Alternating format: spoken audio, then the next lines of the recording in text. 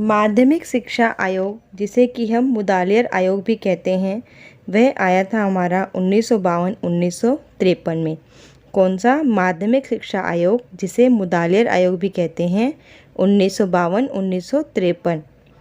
राष्ट्रीय शिक्षा आयोग, जिसे कोठारी आयोग भी कहते हैं, वो आया था हमारा 1964-1966। राष्ट्रीय शिक्षा आयोग या कह देते हैं कोठारी आयोग, 1964-1966। राष्ट्रीय शिक्षा नीति 1968 में, ठीक है। राष्ट्रीय शिक्षा नीति 1968 में, 1968। 1976 से पहले क्या होता था कि शिक्षा से संबंधित जितने भी निर्णय होते थे वह राज्य सरकार द्वारा लिए जाते थे। यानी कि जो जहाँ का राज्य है वहाँ की राज्य सरकार शिक्षा से संबंधित सभी निर्णय लेती थी, केंद्र सरकार उसमें हस्तक्षेप नहीं कर पाती थी। लेकिन 1976 में क्या किया? संशोधन कर दिया, थोड़ा बदलाव किया और शिक्षा के उत्तरदायित्व को क्या किया? समवर्ती सूची में लाया गया, ठीक है ना। समवर्ती सूची माने कि अब उसके जो निर्णय है वो केंद्र सरकार और राज्य सरकार मिलकर लेंगी, ठीक है। पहली बार 1986 में शिक्षा पर पूरे देश की एक राष्ट्रीय नीति बनी और कॉमन कोर आया। कब आया कॉमन कोर? कब आया? 1986 में। 1986 में क्या हुआ? पहली बार शिक्षा पर पूरे देश की एक राष्ट्रीय नीति बनी, ठीक है। लर्निंग विदाउट बर्डन, इनके हेड कौन थे? Professor Yashpal. Learning without burden, इनके हेड थे प्रोफेसर यशपाल। इसकी जो रिपोर्ट आई थी वो आई थी 1993, ठीक है। 1993 लर्निंग विदाउट बर्डन, हेड थे professor Yashpal. National education plan 1986, programme of action POA 1992, programme of action 1992। NPE और प्रोग्राम ऑफ एक्शन ने 14 वर्ष की आयु तक के सभी बच्चों को सार्वभौमिक नामांकन तथा सार्वभौमिक रूप से उन्हें स्कूल में टिकाए रखने और स्कूली शिक्षा की गुणवत्ता में ठोस सुधार के लिए बाल केंद्रित उपागम का विचार प्रस्तुत किया था। क्या किया था? NPE और POA ने 14 वर्ष की आयु तक सभी बच्चों को सार्वभौमिक तब संपूर्ण रूप से नामांकन, यानी कि ये इंश्योर करना है कि वह बच्चा जिसकी आयु 14 वर्ष या उससे कम है उसका स्कूल में नामांकन किया जाए। हर बच्चा स्कूल में एडमिशन किया जाए, हर बच्चे को पढ़ाई का अवसर मिले। हमें ये सुनिश्चित करना है कि जो 14 वर्ष या 14 वर्ष से कम की आयु बच्चा है, कम से कम उन लोगों को शिक्षा मिल पाए, ठीक है ना। उन्हें स्कूल में टिका, ऐसा नहीं है कि उन्हें स्कूल में एडमिशन नहीं देना है। बच्चों को सिर्फ स्कूल में एडमिशन नहीं देना है, उन्हें स्कूल में टिकाए भी रखना है और स्कूली शिक्षा में गुणवत्ता में ठोस सुधार के लिए बाल केंद्रित उपागम का विचार प्रस्तुत किया। देखो इन्होंने क्या कहा?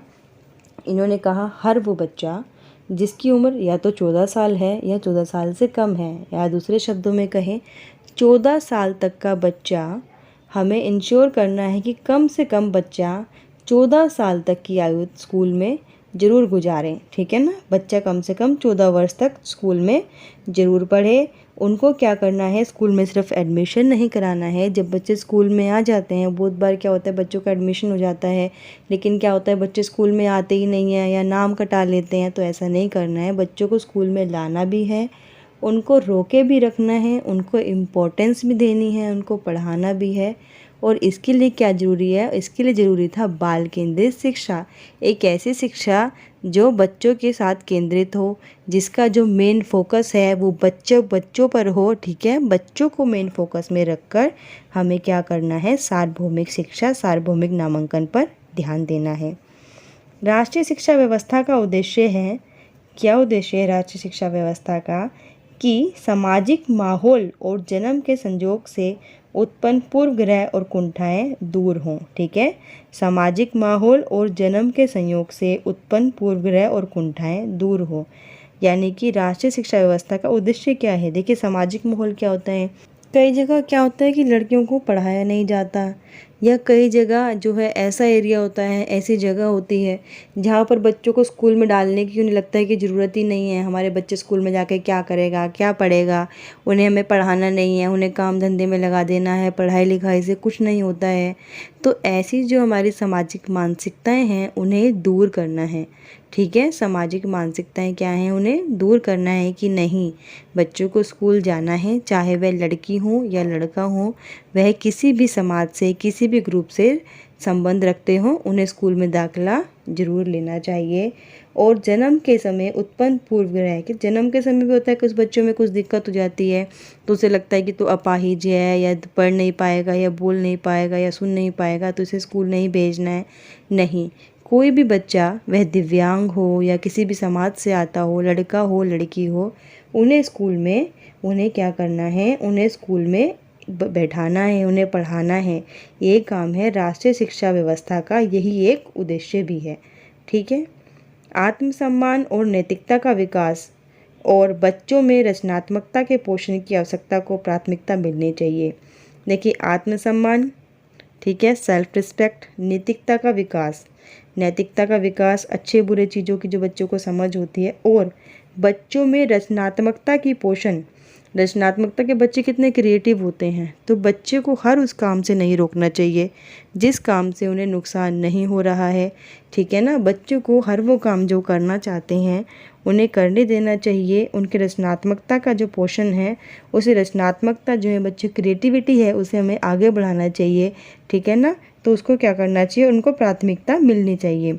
आत्मसम्मान है, नैतिकता का विकास है, और बच्चों में जो रचनात्मकता है उन्हें क्या करना चाहिए, पोषण मिलना चाहिए और प्राथमिकता मिलनी चाहिए।